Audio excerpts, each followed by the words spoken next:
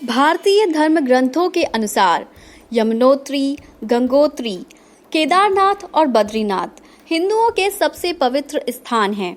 इनको चार धाम के नाम से भी जाना जाता है। धर्म ग्रंथों में कहा गया है कि जो पुण्य आत्मा यहाँ दर्शन करने में सफल होते हैं, उनका न केवल इस जन्म का पाप धुल जाता है, बल्कि वे जीवन मरण के बंधन से भी मुक्त हो जाते हैं। इस स्थान के संबंध में यह भी कहा जाता है कि यह वही स्थल है जहाँ पृथ्वी और स्वर्ग एकाकार होते हैं।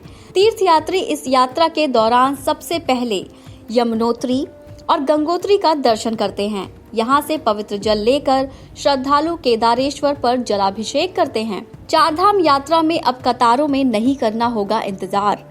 यात्रियों के लिए मिलेगी ये नई सुविधा। 6 महीने बाद आखिरकार खुलने जा रहे हैं चार धाम के कपाट और इसी के साथ उत्तराखंड में आने वाले दिनों में शुरू होने जा रही है चार धाम यात्रा को लेकर एक बड़ी खबर सामने आई है।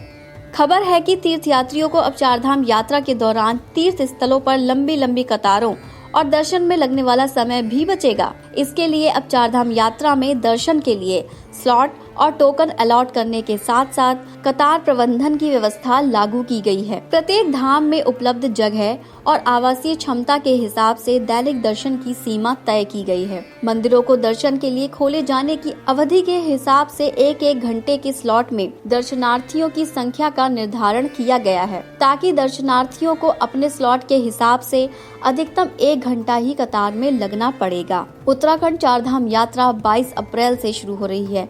रजिस्ट्रेशन अभी जारी है। उत्तराखंड पर्यटन विभाग के ज्वाइंट डायरेक्टर योगेंद्र गंगवार के मुताबिक अब तक 12.47 लाख से ज्यादा रजिस्ट्रेशन हो चुके हैं। बता दें कि बिना रजिस्ट्रेशन सरकार इस यात्रा की इजाजत नहीं देती है। रजिस्ट्रेशन कराना बहुत जरूरी है। साथ ही अगर आप हेलीकॉप्टर से जाना चाहते हैं तो इसके लिए भी पहले आपको रजिस्ट्रेशन कराना होगा। फटाफट से इसी के साथ जान लेते हैं कि रजिस्ट्रेशन कराने का तरीका क्या है। touristcare.uk.gov.in पर क्लिक करके भी आप ऑनलाइन रजिस्ट्रेशन कर सकते हैं। इसके अलावा अलग अलग चेक पॉइंट पर पहुंचकर ऑफलाइन रजिस्ट्रेशन भी कर सकते हैं। फिर स्लॉट के आधार पर आपको दर्शन करने की तारीख मिलती है। पारंपरिक तौर से चार धाम यात्रा पश्चिम से पूर्व की तरफ की जाती है। इसका मतलब यह यमुनोत्री से शुरू होती है। इसके बाद गंगोत्री, केदारनाथ और फिर बद्रीनाथ में जाकर यात्रा पूरी होती है। चार धाम की कुल यात्रा 1607 किलोमीटर की है। इस यात्रा की शुरुआत हरिद्वार या ऋषिकेश में गंगा स्नान करने के बाद होती है। दुनिया की सबसे पवित्र तीर्थ यात्राओं में से इस यात्रा को छोटा चार धाम यात्रा के नाम से भी जाना जाता है। इसके अलावा एक और चार धाम है जो आदि शंकराचार्य द्वारा स्थापित किए गए थे। इनमें देश के 4 अलग अलग कोनों में 4 पवित्र स्थल शामिल हैं, जैसे उत्तराखंड में बद्रीनाथ, गुजरात में द्वारका, उड़ीसा में पुरी और तमिलनाडु में रामेश्वरम। छोटा चार धाम यात्रा के सभी पवित्र स्थल अलग अलग देवी देवताओं को समर्पित हैं। केदारनाथ धाम 12 ज्योतिर्लिंगों में से एक है और ये भगवान शिव को समर्पित है। बद्रीनाथ धाम भगवान बद्री या विष्णु को समर्पित है। अब जानते हैं चार धाम यात्रा का धार्मिक महत्व। ये पवित्र स्थान उत्तराखंड में हिमालय की बुलंद चोटियों के बीच विद्यमान है। हिंदू धर्म में मोक्ष प्राप्त करना ही जीवन का गंतव्य माना गया और ऐसा मानते हैं कि चार धाम यात्रा आपको इस लक्ष्य को पूरा करने के लिए एक कदम और करीब ले जाती है। चार धाम यात्रा का हिंदू धर्म में बहुत अधिक धार्मिक महत्व है। यह माना जाता रहा है कि प्रत्येक हिंदू को अपने जीवन काल में कम से कम एक बार इस तीर्थ यात्रा पर जरूर जाना चाहिए।